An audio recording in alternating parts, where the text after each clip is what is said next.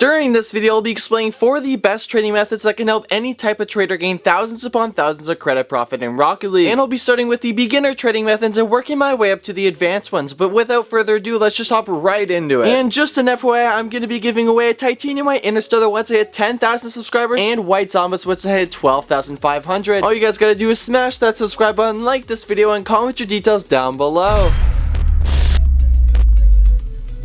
One of the most important parts to know if you're brand new to Rocket League trading is minimizing the amount of risk you take, meaning you want to find items that have a high demand, are stable in price, and aren't very expensive. One of the best items for the job is unpainted exotic wheels. On almost any platform, you're able to pay 20 to 40 credits per exotic wheel and then just focus on selling them for 50 to 100 credits. Because most of the time, people are just going to offer you junk items and you much rather get a credit value for them. But if you do want to maximize your amount of profit, I would focus on the ones that have the highest demand, such as Zombas, Dracos, Voltaics, Fyros, Hypnotics, and Infiniums. These are by far the easiest to sell out of all of the exotics. Now, another thing to note while you're buying and selling exotic wheels is NCEs, or non-crate exotics. The only difference between these and regular exotics is NCEs can be traded up, and I would watch out for them because they have a higher demand than the regular exotic wheels, valuing them around 200 to 250 credits. Another way to make a decent amount of profit in Rocket League is buying and selling painted Octanes and Fennecs. Both these car bodies have a high demand in the community, and you're able to underpay between under 100 to 200 credits of the minimum price and then flip it for the mid or maximum value. Now, the Octane and Fennec can vary in price, so it's important to pick the correct colors. In my experience, I would usually roll out 2 of the most expensive and 2 of the least expensive colors out of my trade offers, because the most expensive colors will be difficult to underpay on because they have such a high demand, and the 2 least expensive colors are sort of the opposite, having a really low demand, making them really difficult to sell. So in my opinion, I would just suggest sticking to the ones in the middle and making a decent profit off that. New items in Rocket League can be one of the best ways to gain huge amounts of profit, but also be one of the riskiest ways at the same time. When they first come out, the demand is insanely low since everybody knows the price is gonna drop, and that's why I would focus on buying the most popular items from the set, like the black market decals, black market gold explosions, and sometimes the painted exotic wheels. Buying the black markets for under 1,000 to 2,000 credits, and the painted exotics for under 700 to under 1,000 credits. Then I would try flipping the new items in return for stable items such as painted Zombas, Dracos, Octanes, and Fennecs, because you have a much easier time selling those items than the new items such as Stipplegate and Direwolves. But if you're just interested in getting a credit value, I would usually just sell the item for the minimum price or a couple hundred credits under. The reason I do this is because you'll be able to sell it in a shorter amount of time and still gain hundreds, possibly even thousands of credits profit. But I would only suggest this method to intermediate and advanced traders, since these items can take a very long time to sell. When it comes to the more experienced traders, it's all about maximizing your amount of profit, finding items that have a low demand and underpaying by enormous amounts. And one of the best wheels for the job is painted apexes. When buying and selling painted apexes, I'm usually able to underpay between under 500 and 1,000 credits. And since not a lot of people are interested in buying them, I would just look for the mid credit value or a good overpay. I always suggest adding or overpay into your unpopular trade items or any item in general, because it gives the person interested in your item another way to possibly trade with you and gain more profit. If you did find this video helpful, make sure you smash that subscribe button so you can see more content like this. If you guys are struggling with your own Rocket League trading journey, I have a great video that will explain the step-by-step process of getting your first amount of credits, and it's going to be on the right. That is everything for me, gamers. Peace.